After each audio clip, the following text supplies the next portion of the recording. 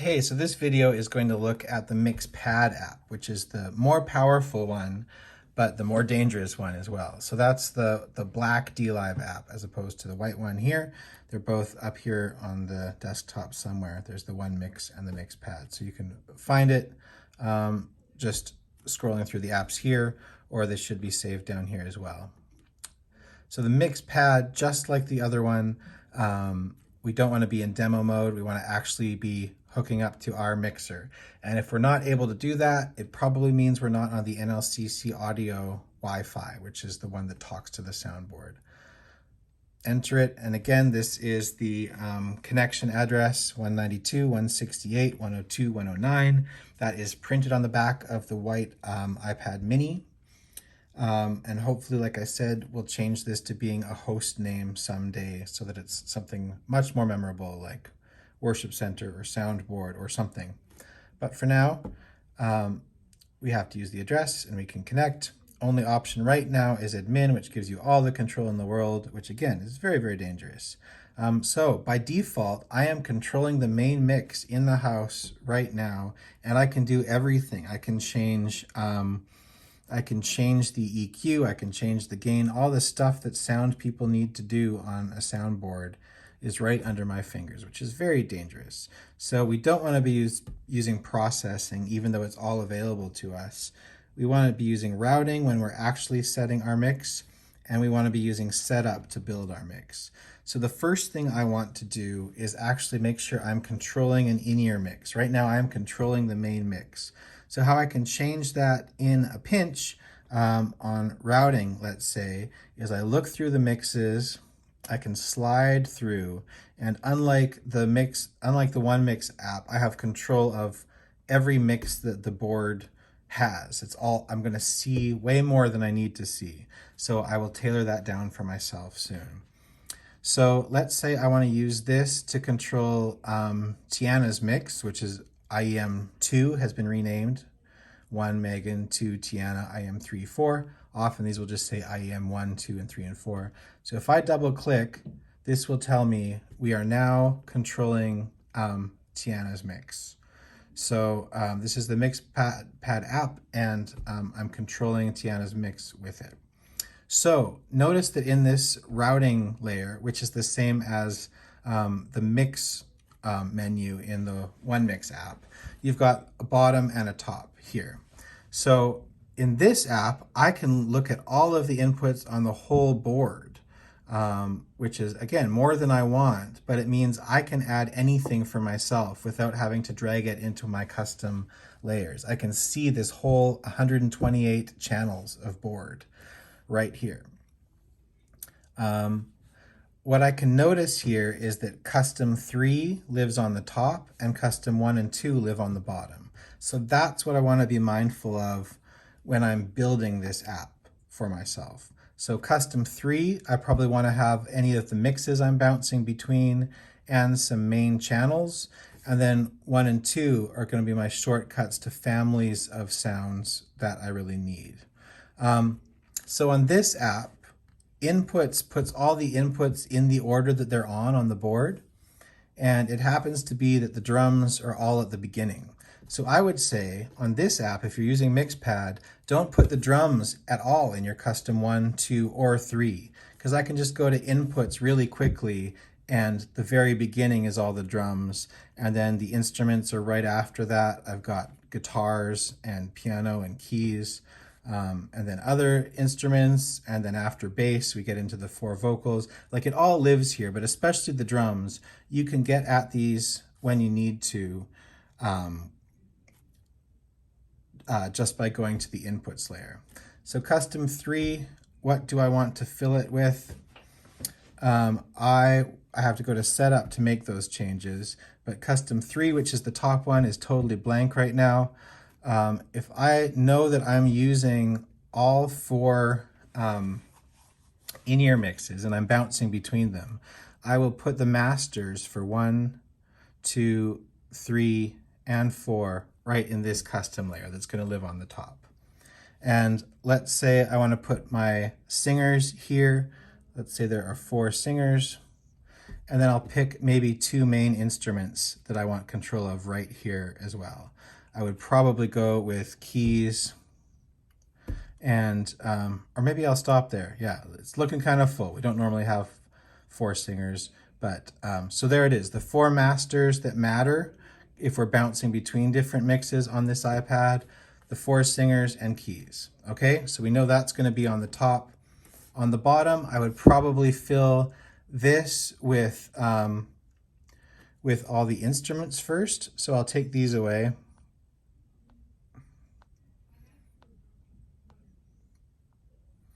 And that doesn't make them disappear from a mix if they're in the mix. They're always available to you. Let's say I want to have acoustic guitar. I've got Max's guitar here. I've got Dave's guitar was a thing that was happening for this coming Sunday. Kemper, let's say we're using that guitar as well, and some other things like that. Let's say I wanted the 3 tracks to be on this layer as well. There's tracks, there's the percussion in the tracks, and there's guitar in the tracks. Ooh, I did too many of those by accident. And then I could add another thing as well. I don't know. Whatever the things are that you need the most instant access to, especially things that are far away. Let's just leave it at that for now. And then this custom layer 2 can be other things as well. Notice right now there's a lot of duplicates. This is an overfull layer with some of the drum kit and some instruments. This is a mess right now. So we'd want to clean this up and change it to be something that's more useful. So that when we go back to routing, which is what you're actually using to control your mix, you can have custom 3 up top, and I can bounce between controlling Tiana by double clicking, Megan by double clicking, IM3, IM4, and again, it's this that's always showing me what mix is active. If I do IM4 again, it will default back to the main mix. And now I'm controlling things in the house. I'm changing what the congregation's hearing, which is really, really bad. So we always want to keep an eye on this top right corner to see what channel we are actually controlling if we're bouncing between different people on this app. So let's say I'm back to Tiana. This is controlling her mix. And now this, like the reason these turn blue is it's showing me that all of these channel levels are having to do with this mix, not the main mix. So this blue color, this teal, is trying to remind me, hey, you're not controlling the house right now, and I don't want it to be. You're controlling some other mix, and right now it's Tiana's in-ear mix. I can pan left and right. You will only hear things at a proper level if they are on this mix, so they have to, the on light has to be lit, and pre-fader, which means this isn't being subject to the house mix up front. So I can see here that this is actually set wrong for Tiana in her own mix. The sound person didn't see that, didn't set it, so I can light this pre-light, and this is a more accurate thing. So now, when her voice is moved up and down in the house, it's not changing her monitor, which is what we want for all of these things to be. So I can quickly look at the drums. I can see that the brand new kick in mic wasn't pre-fader either. So it was going to go up and down no matter what level she sets. It's going to go up and down based on it being moved up and down in the house, which we don't want. So I want to see on lights and pre-lights on all these drums, for example. This is inputs, which means, again, all the channels in the world in the order they're on the board. So I can go through and definitely see every single channel in the inputs list. That's kind of cumbersome normally, so we've made our custom layers that give us quick access to main instruments and tracks, for example, and whatever else we decided to be on here. So I've got my masters, my vocals, and a main instrument. And then down here, I've got a switch between all the other instruments and tracks and whatever I've built on this custom layer. Or if I want to see every single channel in the world, I can go to inputs, and there's all the channels in the order. I'm looking at Tiana's mix. Now this iPad is controlling Megan's mix. Now it's controlling IEM3, IEM4, and if I accidentally double click the one I'm already on, I'm now controlling the house. Just like on the other app, if I'm on Tiana's mix, pan is giving me control of panning every single instrument left and right. So I can spread out my toms by just moving this slider that way or that way. I can do that for voices, I can do that for instruments, and so on. And that little bit of panning separation can sure help. But this app, unlike OneMix, also lets you confirm that we're on the mixes and that they are pre-fader. So these two lights should be lit up for every single channel you're trying to control while you're inside your mix. And if they're not, you can change that. If you're on the OneMix app, you don't see it, nor can you do anything about it. But this lets you do that in this routing menu.